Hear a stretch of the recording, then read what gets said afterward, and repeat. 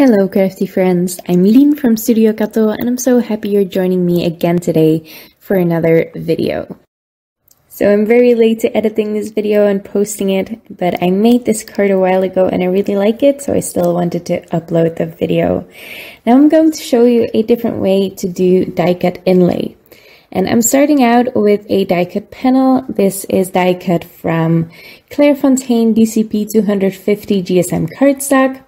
And I die cut it with the Mama Elephant Deco oval frame die set. Obviously this isn't oval, this is just a frame die cut that I used that is in this set. And I'm using some Concord 9th inks today to blend just a spot of pink there. It's a peachy pink. It's a little bit darker than I wanted it to be because my brush was not clean. But I'm just blending it out into the white. And then I die cut it with the reverse confetti circle element die. So I just die cut that from the top corner there of that ink blended panel. And I also die cut one more panel that matches that Mama Elephant die cut perfectly. So I die cut that twice basically and only ink blended one. Now I'm just gluing those together and that leaves those openings from the reverse confetti die, and I can fill those in now. Now usually I would die cut that circle element again, maybe from gold cardstock. I've done that before, and inlay all those tiny pieces, but why not just fill it in with some Nuvo drops?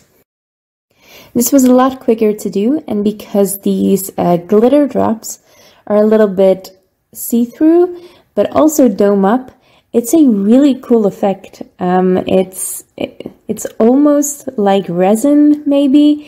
It looks really cool. I can't really describe it, but I definitely prefer it over the normal die cut inlay because you have a little bit of dimension, but you can still definitely see that it's not just laying on top of the cardstock. I had the idea for this background first, that's why I make the background first, but I'm also making the background first because this Nuvo drops or these Nuvo glitter drops need some time to dry. I did heat set them very carefully. If you heat set them too quickly or too hot, they can turn white and opaque, and I didn't want that. So just dried them a little bit, but that only dries the top layer, and you will see me throughout this video being very careful while putting the card together because the Nuvo drops aren't completely dry yet. Now for my focal image, I am using this gorgeous little cat by Clearly Besotted, and I am stamping that in, which ink am I using? The Extreme Black by My Favorite Things is the ink I was using. This is a Copic friendly ink, or an alcohol marker friendly ink, and I am indeed using my alcohol markers to color in this critter. The stamp set is called Dandelion Wishes, I think. It's super adorable, like all the Clearly Besotted stamp sets are. And I'm just coloring it in really quickly. You can see I am just doing the shading over the stripes of this cat, so I am not bothering too much, but it's not a problem because I'm going to use a darker marker for the stripes. So if you're using a darker marker on top of it anyway, there's no reason to just leave those stripes white and avoid them while coloring. It's usually a lot more easier to do it this way. And once I'm happy with how the cat is colored in, I can start on that dandelion flower. Now I always color in my dandelions the same way. I am using some blues there. I will blend this out quite a bit so it's not super punchy blue. I'm using a very pale blue to blend that out. So I just add some shading really, and then some really pale blue. And then what I do is add a bunch of Nuvo, no, it's not Nuvo. It's a Wink of Stella glitter brush pen. So there's a bit of shimmer on there. I also acquired some stickles and I could have used that as well, but this would have dried quicker, so that's why I used this one. Now once that's a little bit more dry, that Wink of Stella brush pen or that glitter, I fussy cut the image out, and then it's time to assemble my card. Now again, I am being very careful about those Nuvo drops still. So I am putting my cardboard backing that I use for dimension. I'm just putting that on the back, but I'm being really careful with not touching the Nuvo drops. I'm using Nuvo Deluxe Adhesive to adhere that together because my panel was a little bit warped, so I just wanted it to be very strong. I can then again press very carefully in between those Nuvo drops to adhere that to my card, and then I am just using some foam squares to adhere that little critter right there on top of everything. Now there's quite a bit of shimmer and sparkle on this card already, but I couldn't resist adding a couple of these bubbles by little things from Lucy's cards.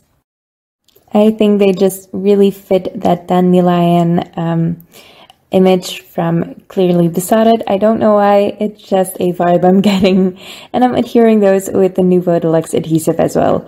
Now it was a little bit tricky to adhere them on top of that Nuvo glitter drop there, but it worked out fine in the end.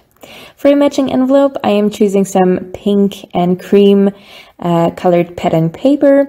So another quick envelope today, and I am just folding that with a We Are Memory Keepers 123 punch board, reinforcing all the score lines, and then I can just adhere all of that together with the Barely Art Precision Craft glue, or I'm using the Nuvo Deluxe Adhesive again. And that finishes up my project. I really like how this adorable card turned out.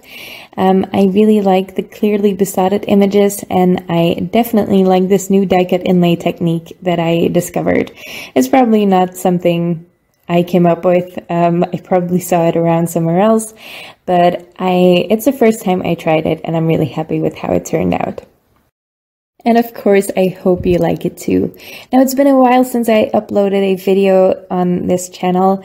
I've been really busy with a new job. I am really happy with the new job, but it's taking up a lot of time, surprisingly. So I am a little bit behind on editing videos. Now, over on Instagram, I will leave the link to my Instagram down in the description below. You can find a new card from me every single day. I still haven't stopped that ridiculous thing where I post a new card every single day. But I do a lot of lives over on Instagram.